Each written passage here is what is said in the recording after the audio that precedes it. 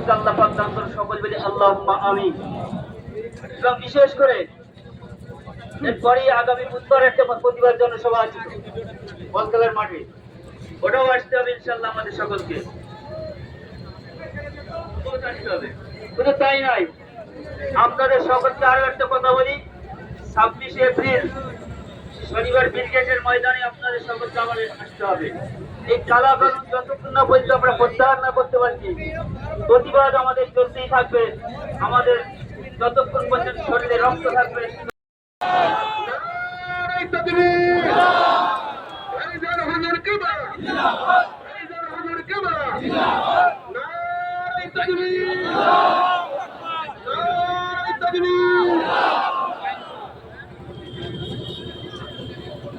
রাস্তায় যারা দাঁড়িয়ে আছে ভাই, যে সকল ভাইরা বারবার বলছে আপনারা শুনছেন না নাকি, রাস্তা থেকে নেমে আসুন।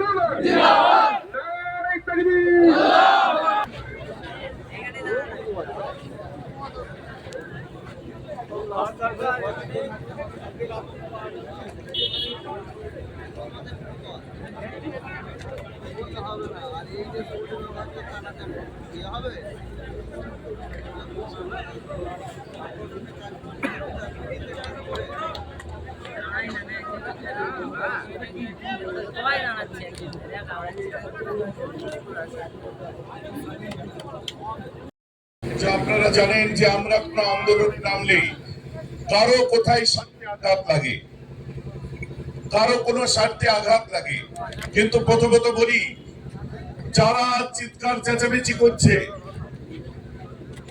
যা ওয়াকফ নিয়ে ওরা আন্দোলন করছে কেন, ওরা রাস্তায় নামছে কেন, ওরা পদযাত্রা করছে কেন, ওরা চলছে কেন, যারা চিৎকার করছে তাদের কাছে আমার প্রশ্ন, আপনাদের ঊর্ধ্বতন নেতা আঙুল তুলবেন, আগে নিজে শিক্ষিত হন তাদের কাছে হিন্দু হিসাবে, তারপরে আপনার হিন্দুত্বের দরদ দেখিয়ে ভারতের সংবিধানকে লন্ডভন্ড করার যে অপচেষ্টা আছে তার বিরোধিতা করবেন। প্রথমত আজ আপনাদের আমি বলি যে বর্তমান ভারতবর্ষে যে আন্দোলনটা আমাদের চলছে, আজও আমাদের পদযাত্রার কথা ছিল,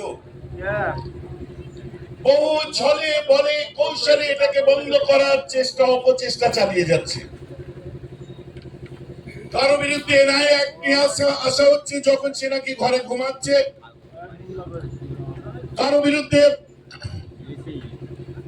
বিভিন্ন রকম কেস দেওয়া হচ্ছে, সরকারি তদন্ত এজেন্সি তাদেরকে লাগিয়ে দেওয়া হচ্ছে। এক কথা এদের ভয় পাইয়ে দাও। তাই পশ্চিমবঙ্গের সমস্ত অর্গানাইজেশন এক হয়ে আগামী 26 এপ্রিল যে আমরা ব্রিগেড ডেকেছি, যে কোনো ভাবে এই ব্রিগেডকে ক্যান্সেল করতে হবে, যে কোনো ভাবে এই ব্রিগেডকে বন্ধ করতে হবে, যাতে ওরা এক জায়গায় না হতে পারে। কিন্তু এটা সম্ভব নয়। আপনাদের আমি বলে রাখি, আমাদের আন্দোলন করে হিন্দুর বিরুদ্ধে নয়, খ্রিস্টানদের বিরুদ্ধে নয়, শিখ ইসাই কারো বিরুদ্ধে নয়। আমাদের আন্দোলন হচ্ছে সংবিধান বাঁচাও আন্দোলন, যে সংবিধান বাবা সাহেব আম্বেদকর আমাদের কাছে দিয়ে গেছিলেন, যার মধ্যে হিন্দু মুসলিম শিখ ইসাই সর্বধর্মের ধর্ম পালনের স্বতন্ত্রতা অধিকার আমাদেরকে দিয়েছে, যে সংবিধান আমাদেরকে বাঁচার অধিকার, নিজের চলার, নিজের খাবার, সবকিছুর অধিকার দিয়েছে।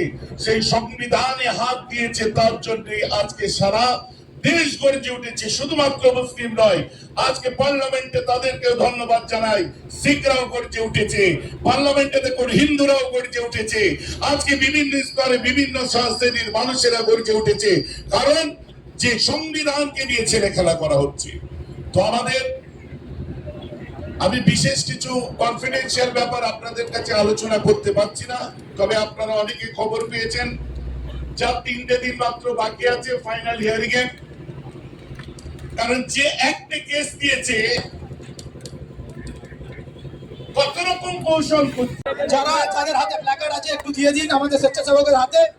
শেষ দোয়া হবে, হুজুর দোয়া করবেন, আপনারা প্রত্যেকে দোয়ার মধ্যে শামিল হবেন। আপনাদের প্রত্যেকে অনুরোধ করছি আপনারা দোয়ার মধ্যে শামিল হবেন। আর জাতীয় পতাকাটা গুটিয়ে নিন, সম্মানের সহিত গুটিয়ে নিন। জাতীয় পতাকা যার হাতে আছে ভাইজান, বলছি জাতীয় পতাকা যার হাতে রয়েছে জাতীয় পতাকাটা গুটিয়ে নিন, সম্মানের সহিত জাতীয় পতাকা গুটিয়ে নিন। হুজুর দোয়া করবেন, হুজুরকে দোয়া করার জন্য অনুরোধ করছি। আল্লাহুম্মা আমিন, আল্লাহুম্মা আমিন। আল্লাহ আজ আমরা আল্লাহ লক্ষ কোটি যুবক আজ ময়দানে নেমেছে আল্লাহ। আল্লাহ আপনার সম্পত্তি রক্ষার জন্য আল্লাহ যাদের জরিয়া করেছেন তারা নেমেছে আল্লাহ। হিন্দুস্তানের জমিনে আল্লাহ আহলে হাদিস তাবলীগী জামাত দেওবন্দি থেকে আরম্ভ করে বিভিন্ন দলমত আমরা যারা এই ময়দানে নেমেছি আল্লাহ আপনি আজ আমাদের কবুল করে নিন আল্লাহ। আল্লাহ আমাদের মুর্দাগুলো আজ কবরে শুয়ে আছে তাদের কবরস্থানকে আপনি হেফাজত করুন আল্লাহ। আল্লাহ আমাদের মসজিদকে আপনি হেফাজত করুন আল্লাহ। আল্লাহ আমাদের খানকাগুলোকে হেফাজত করুন আল্লাহ। ওয়াকিফদের ওয়াকফ করা আপনার নামে সম্পত্তিগুলোকে আপনি হেফাজত করুন আল্লাহ। আল্লাহ আমাদের ভাই ভাইয়ের মধ্যে যে মাসলাকের মহব্বত তৈরি হয়েছে এই মহব্বতকে বরকরার রেখে দিন আল্লাহ। আল্লাহ আমরা আগামী 26 তারিখ একত্রিত হয়ে যেন ব্রিগেডের ময়দানে হাসি মুখে সবাই হাজির হতে পারি ইনশাআল্লাহ। আল্লাহ আপনি আমাদের তৌফিক দান করুন। আল্লাহ যেসব ছেলেরা আল্লাহ পদযাত্রার জন্য দৌড়ে এসেছিল আল্লাহ তারা মায়ুস হয়েছে কিছুক্ষণের জন্য আল্লাহ, কিন্তু পরবর্তীতে আপনি তাদের আকলে সালিম দিয়েছেন, বুঝেছে আল্লাহ। এছাড়াও আমাদের যেসব ভাইগুলো কেস খেয়েছে আল্লাহ এই কেন্দ্র সরকারের চক্রান্তের বুকে তারা দেশদ্রোহিতার কেস মাথায় নিয়েছে আল্লাহ। আল্লাহ আমরা দেশদ্রোহী নয় আল্লাহ। আল্লাহ এই দেশে জন্মেছি, দেশে হাঁটছি চলছি ফিরছি, দেশেই মরবো, দেশেই জানাজা, আল্লাহ এই দেশেই আমাদের কবর করবেন আল্লাহ। আল্লাহ এই মাটিকে আমরা শ্রদ্ধা করি খোদা গো, যে মাটিতে আমাদের পূর্ব বাপ দাদা শুয়ে আছে আল্লাহ। আল্লাহ আমাদের এই সংগ্রামকে আপনি কবুল করে নেবেন। যতদিন এই সংগ্রাম চলবে আল্লাহ আমাদের মনোবলকে নষ্ট করবেন না। প্রতিদিন আজ আরো 2 জায়গায় আমাকে যেতে হবে আল্লাহ।